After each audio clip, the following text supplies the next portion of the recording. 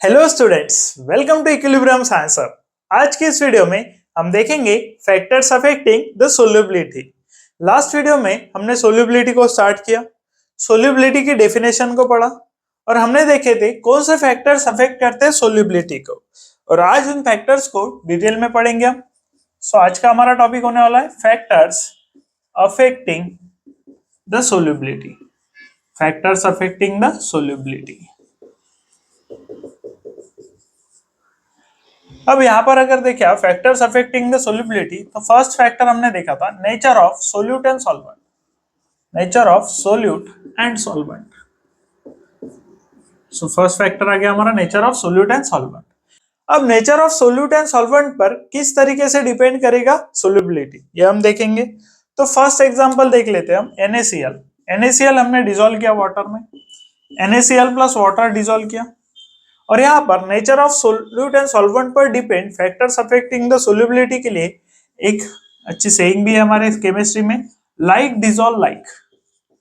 Like dissolve like means जिनके chemical character same है वो इजीली क्या कर लेते हैं, डिसॉल्व कर लेते हैं। जिनके केमिकल कैरेक्टर्स में सिमिलरिटी हो, केमिकल कैरेक्टर्स में सिमिलरिटी हो, वो इजीली डिसॉल्व कर लेते हैं, वो इजीली डिसॉल्व कर लेते सोल्यूट को सॉल्वेंट में।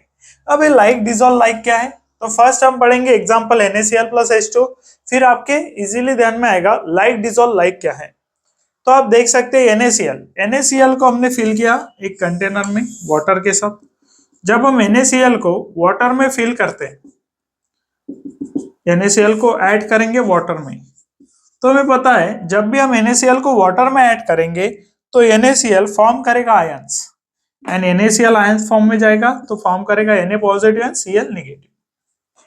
अब Na positive and Cl negative के आयंस फॉर्म किए है वाटर में ऐड होने के बाद, और आपको पता है NaCl इजीली डिसॉल्व हो जाता है वाटर में।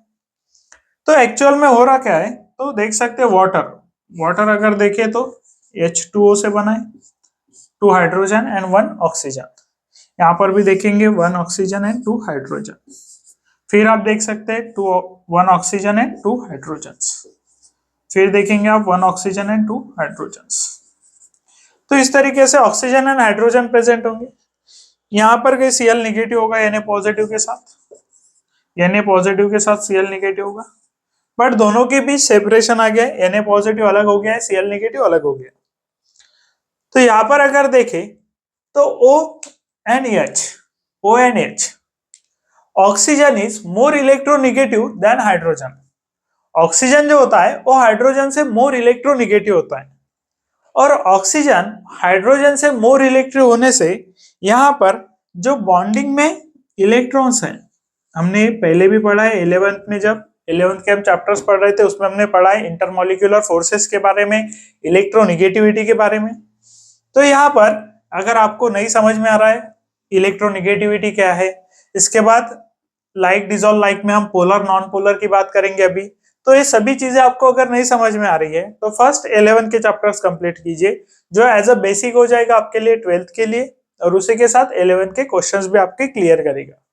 तो यहाँ पर ऑक्सीजन मोर इलेक्ट्रोनेगेटिव है हाइड्रोजन से, और इसीलिए बॉन्डिंग यहाँ पर जो बॉन्ड फॉर्म करेगा ऑक्सीजन हाइड्रोजन के साथ वो तो कोवैलेंट बॉन्ड होगा, लेकिन इलेक्ट्रॉन की जो पेयर है मोर अट्रैक्टेड होती है towards oxygen, because oxygen more electronegative है देन हाइड्रोजन, और इसीलिए ऑक्सीजन पर आ जाएगा पार्शियल नेगेटिव चार्ज और हाइड्रोजन पर आ जाएगा पार्शियल पॉजिटिव चार्ज। ऑक्सीजन पर आ रहा है पार्शियल नेगेटिव, हाइड्रोजन पर आ रहा है पार्शियल पॉजिटिव, और यहाँ पर इन पर भी डेवलप हो रहा है पोल्स। जब भी चार्जेस आए, पार्शियल चार्जेस हो चाहे पॉजिटिव एंड नेगेटिव चार्जेस हो, ये पोल्स क्रिएट कर रहा है। अब यहाँ पर देख सकते हैं partial positive and partial negative, sorry partial positive charge है, और यहाँ पर है पार्शियल नेगेटिव चार्ज। अब आप देखेंगे पार्शियल नेगेटिव चार्ज होने से Na एंड ऑक्सीजन में यहाँ पर भी हो जाएगा पार्शियल नेगेटिव, यहाँ पर आ जाएगा पार्शियल, यहाँ पर पार्शियल नेगेटिव है, यहाँ पर पॉजिटिव चार्ज है, इन दोनों में भी बढ़ेगा फोर्स ऑफ अट्रैक्शन, इन दोनों में आ जाएगा force of attraction. Partial negative positive charge है, पॉजिटिव चार्ज नेगेटिव को अट्रैक्ट करेगा, और इस तरीके से जो मॉलिक्यूल हमने ऐड किया है NaCl वो आयंस फॉर्म करेगा Na positive and Cl negative, अब ये मॉलिक्यूल हमने वाटर में ऐड किया है और वाटर खुद एक पोलर मॉलिक्यूल है, देख सकते हैं पोल्स डेवलप हो रहे हैं इस पर। सो ये आ जाएगा पोलर मॉलिक्यूल, जिस पर पोल्स डेवलप हो सकते हैं वो पोलर मॉलिक्यूल है। यहाँ पर देख सकते हैं पार्शियल निगेटिव चार्ज बना ऑक्सीजन पर, पार्शियल पॉजिटिव चार्ज बना दैट इज ऑन हाइड्रोजन। और Na भी देख सकते हैं आप, Na पर भी पार्शियल Na पर पॉजिटिव है, Cl पर निगेटिव चार्ज बना, ये भी होगा पोलर मॉलिक्यूल। सो NaCl वाटर में ऐड करने के बाद पोलर है, देख सकते हैं पोलर मॉलिक्यूल है। Na positive and Cl negative से इनकी बॉन्डिंग बनी है because of force of attraction, तो ये मॉलिक्यूल भी पोलर है। ये मॉलिक्यूल जो है that is H2O and NaCl and H2O दोनों पोलर मॉलिक्यूल है। अब तो ये डिफरेंट, यहाँ में बॉन्डिंग ब्रेक कर Na पॉजिटिव अलग हो गया है, Cl निगेटिव अलग हो गया है, लेकिन ये जो बॉन्ड बना है फोर्स ऑफ अट्रैक्शन से बना है, आयनिक बॉन्ड है, यानी पोलर मॉलिक्यूल है, पोलर एंड पोलर मॉलिक्यूल है। और इन दोनों के बीच देख सकते हैं ऑक्सीजन एंड Na के बीच फोर्स ऑफ अट्रैक्शन डेवलप हुआ जब हमने NaCl को डिसॉल्व किया वाटर में। उसी तरीके से हाइड्रोजन पर देख सकते हैं पार्शियल पॉजिटिव चार्ज, यहाँ पर भी फोर्स ऑफ अट्रैक्शन डेवलप होगा Cl निगेटिव के बीच। तो इस तरीके से यहाँ पर डेवलप हो रहा है that is force of attraction due two molecule जो है पोलर है। अब यहाँ पर अगर लाइक डिसॉल्व लाइक है तो पोलर डिसॉल्व पोलर कह सकते हैं, पोलर एंड पोलर दोनों सेम है, दोनों मॉलिक्यूल सेम है, polar and polar.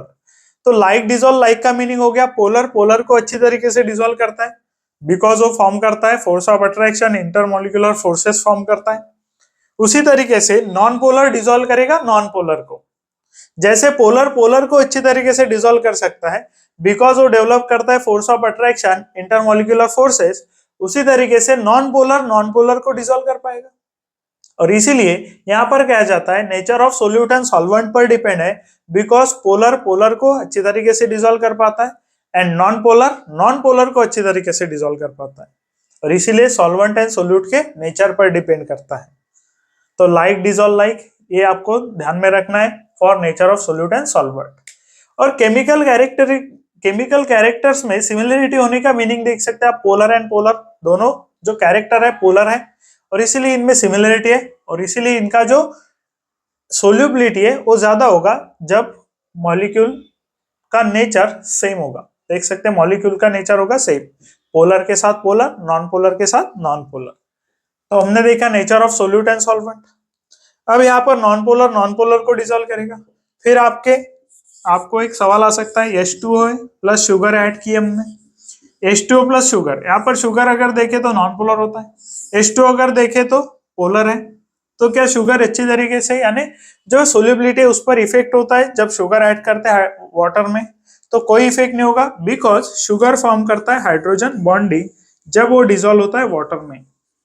So hydrogen bonding form करने से यहाँ पर भी डेवलप होंगे इंटरमॉलिक्यूलर फोर्सेस।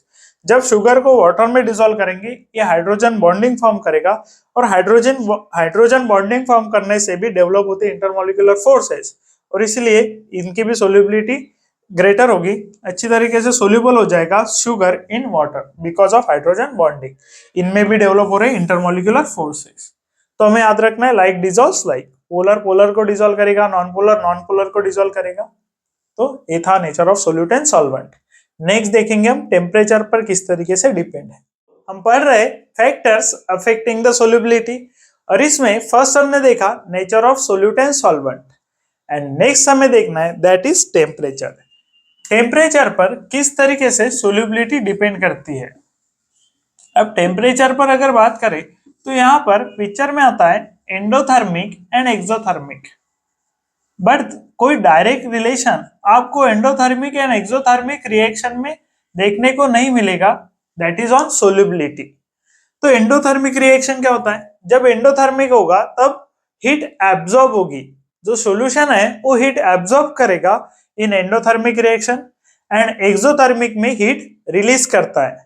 अब कुछ ऐसे कंपाउंड्स दिखे जिनमें एंडोथर्मिक रिएक्शन हो रही थी, हीट एब्जॉर्ब हो रही थी, यानी हमने जो टेम्परेचर दिया उससे हीट एब्जॉर्ब होगी और यहाँ पर इंक्रीज हुआ, दैट इज सोल्यूबिलिटी करी increase, solubility increase in case of endothermic.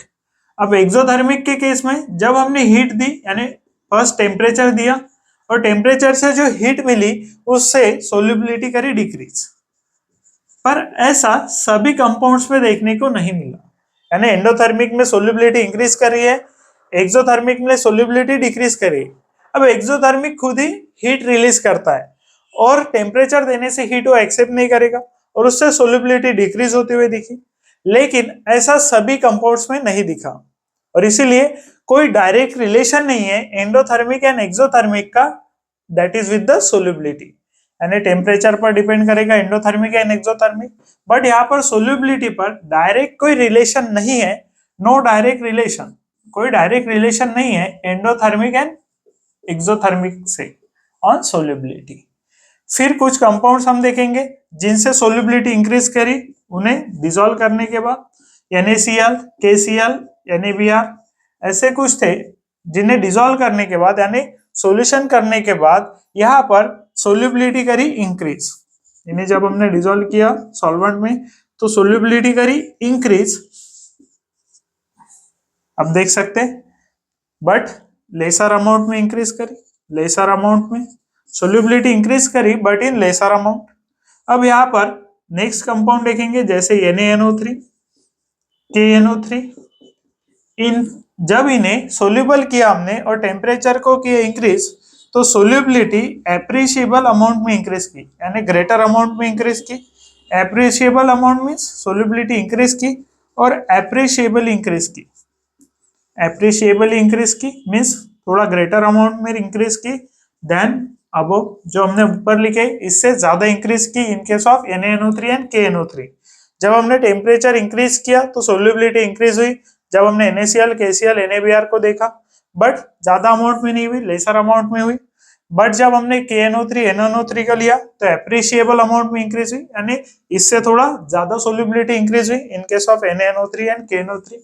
और हमने एक कंपाउंड देखा Na2SO4, इसे जब हमने टेम्परेचर दिया तो सोल्यूबिलिटी करी डिक्रीज, तो आपको ये ध्यान में रखना है, दैट इज सोल्यूबिलिटी डिक्रीज हुई इन केस ऑफ Na2SO4। देख सकते हैं Na2SO4 के केस में सोल्यूबिलिटी डिक्रीज हुई जब आपने टेम्परेचर को करा इंक्रीज। तो ये था factors affecting the solubility by temperature. Nature of solute and solvent देखा, टेम्परेचर देखा, नेक्स्ट हम देखेंगे pressure. Factors affecting the solubility में नेक्स्ट फैक्टर हम देखेंगे दैट इज प्रेशर। अब तक हमने nature of solute and solvent देखा, फिर हमने टेम्परेचर को देखा, अब हम देखेंगे प्रेशर को।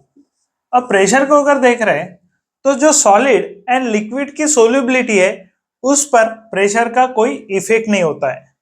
प्रेशर का इफेक्ट होता है जब हम गैस को सोल्यूबल करते हैं इन लिक्विड, जब गैस सोल्यूबल करेंगे हम लिक्विड में तभी पिक्चर में आता है, दैट इज हमारा प्रेशर।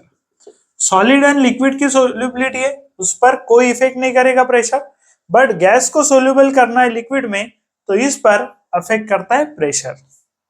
आपको इसका एग्जांपल भी देख सकते हैं आप, जो कोका कोला बॉटल्स होती है, कोक होती है, उनमें जब आप उसका बॉटल ओपन करेंगे, बॉटल को जब ओपन करते हैं तब उससे आपको कुछ आवाज आएगी, वो आवाज थी उससे गैस बाहर जा रहा था, यानी उस गैस पर प्रेशर देकर उसे वाटर में किया गया था डिसॉल्व। और वो जो गैस होता है वो होता है carbon dioxide gas. Carbon dioxide gas को वाटर में डिसॉल्व करते और तब बनता है कार्बोनेटेड वाटर, ये भी हमने पढ़ा है कार्बोनेटेड वाटर। और ये कार्बोनेटेड वाटर कोक्स में प्रेजेंट होता है और इसमें कार्बन डाइऑक्साइड गैस पर प्रेशर देकर इसे वाटर में फिल किया जाता है और जो आपको आवाज आ रही है वो कार्बन डाइऑक्साइड गैस रिलीज होने की है, यानी गैस पर प्रेशर देकर उसे वाटर में डिसॉल्व कर दिया और जो गैस डिसॉल्व नहीं हो पाया वो बाहर चला गया। अब यहाँ पर सोल्यूबिलिटी भी आता है और सैचुरेटेड सॉल्यूशन भी आता है। जितना डिसॉल्व कर सकता था मैक्सिमम अमाउंट में डिसॉल्व कर लिया, बाकी बाहर निकल गया। तो यहाँ पर प्रेशर अफेक्ट करता है सोल्यूबिलिटी को जब गैस डिसॉल्व कर रहे हैं लिक्विड में, और इसके लिए डायरेक्टली प्रोपोर्शनल है solubility of gas in liquid, solubility of gas in liquid, gas की लिक्विड में सोल्यूबिलिटी डायरेक्टली प्रोपोर्शनल है किसे, प्रेशर को, डायरेक्टली प्रोपोर्शनल है किसे, प्रेशर को। Pressure of gas over, gas का कितना प्रेशर है सॉल्यूशन पर, pressure of gas over solution, solution में जो सॉल्यूशन बनने वाला है उसमें गैस का कितना प्रेशर है उस सॉल्यूशन पर, उस पर डिपेंड करती है, दैट इज सोल्यूबिलिटी। और ये हमें बताया था दैट इज हेनरीज लॉ से, ये हमें पता चला है हेनरीज लॉ से। हेनरीज लॉ ने हमें बताया that is solubility of gas in liquid is directly proportional to pressure of gas over the solution। Pressure से डायरेक्टली प्रोपोर्शनल है, सोल्यूबिलिटी डायरेक्टली प्रोपोर्शनल है प्रेशर से।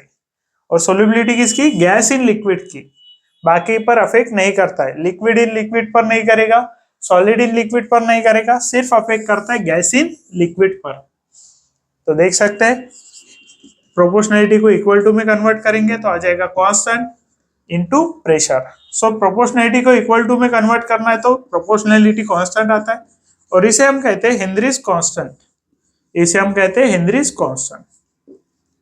अब हेनरीज कांस्टेंट का आप यूनिट भी देख सकते हैं, फॉर्मूला भी देख सकते हैं, KH इक्वल्स टू, अब यहाँ पर प्रेशर मल्टीप्लीकेशन में तो इसे शिफ्ट कर देंगे तो जाएगा डिवीजन में।